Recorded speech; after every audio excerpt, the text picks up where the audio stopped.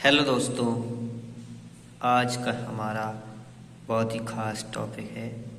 आज हम पढ़ेंगे पीसीवी यानी कि packed cell volume. Packed cell volume, इसके बारे में हम पढ़ेंगे कि ये होता क्या है, इसके मेथड क्या हैं, इसकी ऑब्जर्वेशन क्या होती है। ये सारी चीज़ें आज हम इस वीडियो में देखेंगे। तो when anticoagulated blood is centrifuged at a standard speed, जब एंटीकोagulated ब्लड तो आप जानते ही होंगे, जब उसको एंटीकोagulant में रखा हुआ रहता है बाइल में, ईडीटी के बाइल में, तो उसको एंटीकोagulated ब्लड कहा जाता है। उसको जब सेंट्रीफ्यूज किया जाता है तो erythrocytes which are heavier than white blood cells, यानी कि एरिथ्रोसाइट्स यानी कि रेड ब्लड सेल्स जो वाइट ब्लड सेल से हैवी होती हैं, और plasma will settle down at the bottom, यानी कि जो प्लाज्मा होता है वो बॉटम में सेटल डाउन हो जाता है। Bottom plasma will settle down at bottom red blood cells is known as hematocrit and packed cell volume. Red blood cells जो होती हैं उनको हेमेटोक्रेट और पैक्ड सेल वॉल्यूम के नाम से भी जाना जाता है। PCV is the volume of PCV यानी कि packed cell volume. PCV is the volume of red blood cells expressed as a percentage of whole blood, यानी कि PCV का जो वॉल्यूम है वो रेड ब्लड सेल्स का वॉल्यूम होता है। यानी कि अगर आप PCV टेस्ट करते हो तो आप पता लगाते हो कि कितना रेड ब्लड सेल्स है, और ये expressed as a percentage of whole blood, यानी कि पूरे ब्लड का ये परसेंटेज बताता है कितना होता है। इसकी जो नॉर्मल वैल्यूज होती हैं वो होती हैं, मेल में होती है 42 to 52%, फीमेल में होती है 36 to 48%, चिल्ड्रन में होती हैं 6 to 12%, चिल्ड्रन जो होते हैं 6 to 12 ईयर्स ओल्ड के उनमें होती है 37 to 46%, और भी कई इनमें होती हैं, वैरायटी होती हैं। जैसे कि जो न्यू बॉर्न्स होते हैं उनमें होती है 44 to 60% होती हैं। हम देखेंगे क्लिनिकल सिग्निफिकेंस इसका। तो decrease in haematocrit value are observed in anaemia and hydraemia, यानी कि जब पीसीवी की वैल्यू कम होती है तो एनीमिया और हाइड्रेमिया होने की संभावना होती है।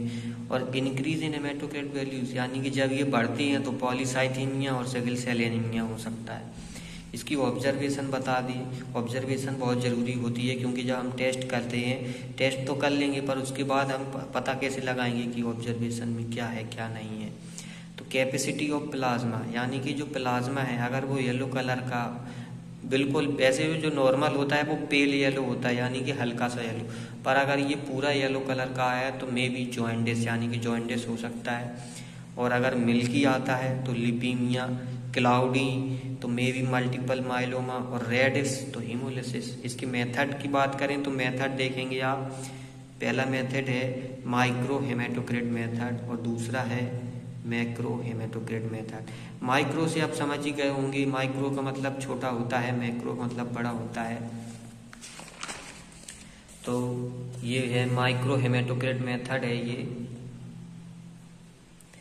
इसका इंट्रोडक्शन देखेंगे। In the case of difficulty in draw sufficient amount of blood, micro हेमेटोक्रेट method is use, यानी कि जब हमारे पास ब्लड कम होता है तब हम माइक्रो हेमेटोक्रेट मेथड का यूज़ करते हैं।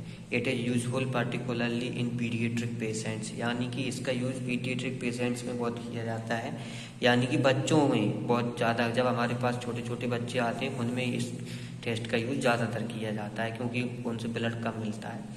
इसका सिद्धांत, इसका प्रिंसिपल क्या होता है? Blood is centrifuged in a sealed with capillary tube and packed cell volume determined by special haematocrit reader, यानी कि ब्लड को सेंट्रीफ्यूज किया जाता है कैपिलरी ट्यूब में। कैपिलरी ट्यूब बहुत पतला होता है, लंबा होता है, उसमें इसको सेंट्रीफ्यूज किया जाता है। स्पेसिमेन आप चाहो, अगर आपके पास है तो आप EDTA, और नहीं है तो आप कैपिलरी ब्लड भी ले सकते हैं। Requirement हेमेटोक्रेट centrifuge. हेमेटोक्रेट यानी कि ये जो माइक्रो हेमेटोक्रेट मेथड है इसके लिए अलग से हेमेटोक्रेट सेंट्रीफ्यूज आता है। It runs at high speed about 15,000 RPM, ये 15,000 RPM पे चलता है। It are head to hold the capillary tube, इसमें head to hold capillary tubes रहते हैं, इसको आप हेड से होल्ड करता है ट्यूब्स को। और हेमेटोक्रिट रीडर आता है इसके लिए, कैपिलरी हेमेटोक्रिट ट्यूब। इसका प्रोसीजर देखेंगे। Draw the specimen into an appropriate capillary tube, fill the tube about 3/4 length, यानी कि जो स्पेसिमेन है उस ट्यूब में हमें लेना है 3/4 की लेंथ से, यानी कि अगर वो 4 मीटर का है तो उसको 3 मीटर तक ही भरना है। Seal both ends of the tube with soft wax, ये जो ट्यूब होता है इसके दोनों तरफ से ये खुला हुआ रहता है, तो उसके बहुत दोनों एंड्स को सॉफ्ट वैक्स से सील करना होता है। आप चाहो, अगर आपके पास है तो आप रबड़ भी लगा सकते हैं। Right identification number on the tube by using a marking pencil, identification number इस पर लिखना होता है, तो आप मार्किंग पेंसिल से लिख सकते हैं। Place the tube with another similar tube in the radial groups of the centrifuge head exactly opposite to each other। इसका मतलब है कि जब हम सेंट्रीफ्यूज में कुछ सेंट्रीफ्यूज करते हैं तो उसके लिए आपको उसका बैलेंस बनाने के लिए आपको दूसरा ट्यूब भी रखना पड़ेगा जस्ट उसके सामने, चाहे वो खाली रखें या चाहे उसमें आप सैंपल लेके रखें, पर रखना पड़ता है।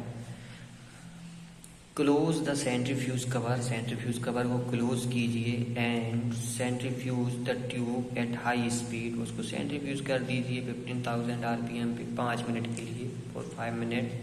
रिमूव द कैपिलरी ट्यूब, आप उसको कैपिलरी ट्यूब को बाहर निकालिए। इट विल शो 3 लेयर मिलेंगी, कौन कौन सी?